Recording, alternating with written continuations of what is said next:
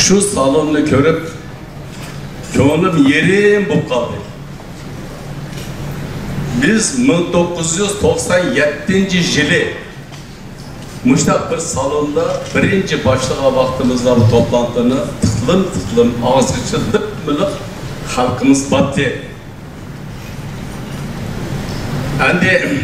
Yani biz vatanimizin kurtuluşunu deyimiz, onunla öyden çıkıp beşegici kelemeyimiz. Yalnız ben Uygur deyiş bu bizge yetmeydi. Buna emeli kılıçımız gerek hemidin aval. Emeli bulmuştan bir iş kılıçımız mümkün emez. Hazır Refah Partisi'den karındaşlarımız biraz yapıp öttü. Biz 98. yılı Gulcu vakasından keyin biz Ankara'ya berip partilerini ziyaret kıldık. Partilerini ziyaret kılan vaktimizde Refah Partisi'den Lütfü Esengül, Devlet Bakanı vaktida bizni huzuruna kabul kıldı. Biz 6 kişi Gulcu vakasidagi boğan vakalarının hemmisi aldığı koygandan keyin Lütfü Esengül akımız Uddul Xitay konsulxonasini izledi. Peşinde oturmuş. Vukamin degan bir Xitay çıktı. Sen dedi Gulcu vakasını bizge tepedin ama senin degenin bilen bu Şarkı Türkistan Milli Merkezi'nin azaları degen gaplar o'xshamaydi dedi. Degandikin herhalde Xitay dedikin bu bizim ichki ishlarimiz degandek bir gap qildi. Lütfü Esengül akımız dedi ki Uygurlar bizim soydaşımız, senin ichki işlerin bulamaydı dedi.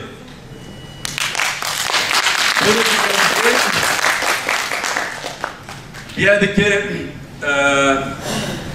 Sayın Bakanımız Olçun dedikken sen hükümetinden ruhsat alın, biz 4 adam Türkistan'a evetimiz dedi. Ve bunun okşar.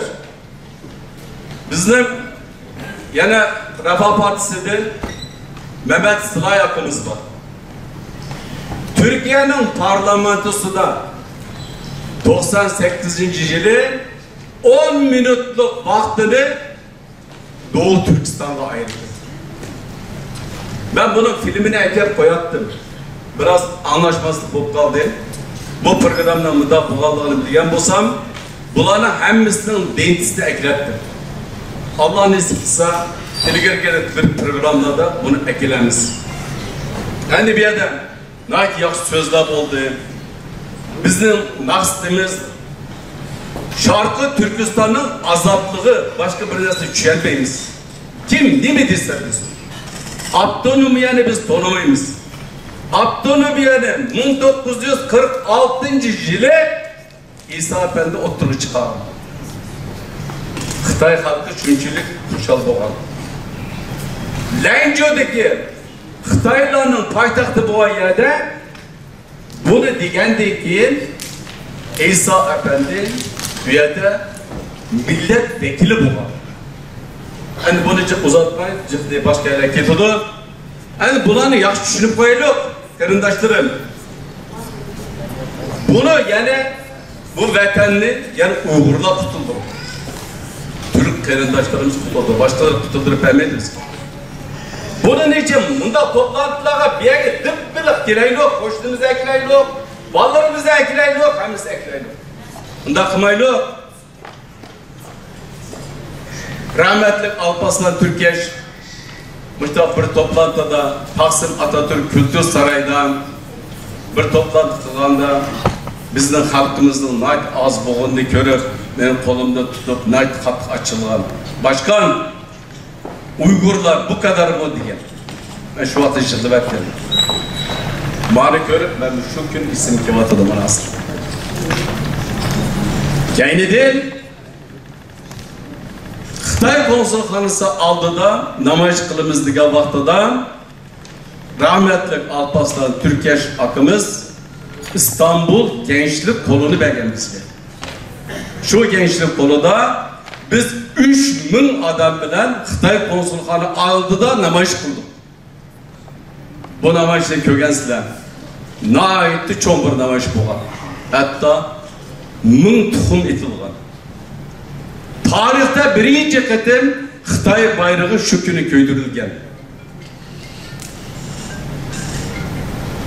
Bu yerda deydiganim yana shu kunlar yana 98 yıl nede? 2019 nede? Bugün Uygurların sani nerede bu 100 binden aşıdı Türkiye'de.